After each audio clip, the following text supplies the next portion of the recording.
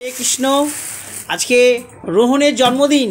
তোমরা সবাই রাধা মাধবের কাছে প্রার্থনা করো সে যেন রাধারানীর কৃপা বর্ষণ পায়। রাধারানীর কৃপায় যেন তার সর্বক্ষণ তার মা বাবার কথা তার মনে থাকে, মা বাবাকে যেন সে দেবদেবীর রূপে পুজো করে। মা বাবাই তো আদি ভগবান। এটা তোমরা প্রার্থনা করো যে রোহন সবসময় যেন ভাবে যে আমার জন্মদাতা মা বাবা তারা আমার কাছে ভগবান, আর এই ভগবান চিনিয়েছে কৃষ্ণ ভগবানকে। দিদি, তুমি রোহনকে কি চিনিয়েছো? কৃষ্ণ ভগবানকে। রোহনের হাতে কি দিয়েছো? আশীর্বাদ। আর কি দিয়েছো? আর গীতা দিয়েছো? গীতা রোহনের হাতে গীতা দিয়েছি। আর আমরা এখানে এসেছি, আমাদের খুব ভালো লাগছে। আমি এই দিদি এই দাদাদের সাথে মানে দেখে এরা যে মানে এইভাবে সবাইকে সেবা করছে মানে এরকম নিজেদের থেকে বিনামূল্যে এরকম। আপনারা সবাই আসবেন। আমরা অল্প একটু সামান্য কিছু জিনিস নিয়ে এসেছি।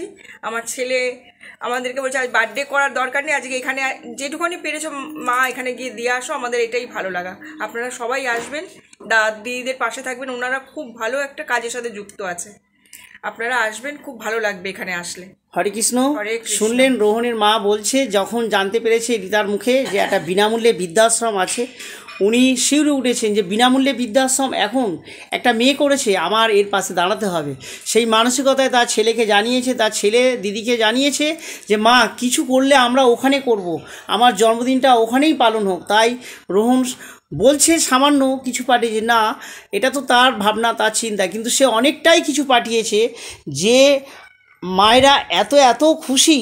সে মায়েদের জন্য প্রচুর খাবার পাঠিয়েছে, তার সাধ্যমতো খাবার, এবং জন্মদিনের কেক আছে, সে নতুন বস্ত্রও পাঠিয়েছে যে আমার মায়েরা খুশিতে থাক, আনন্দে থাক, সামনে পুজো। তাই রোহনের এই চিন্তাধারাকে আমরা সত্যি জানাবো যে যোগ্য মায়ের সন্তান এমন মা ঘরে ঘরে হোক।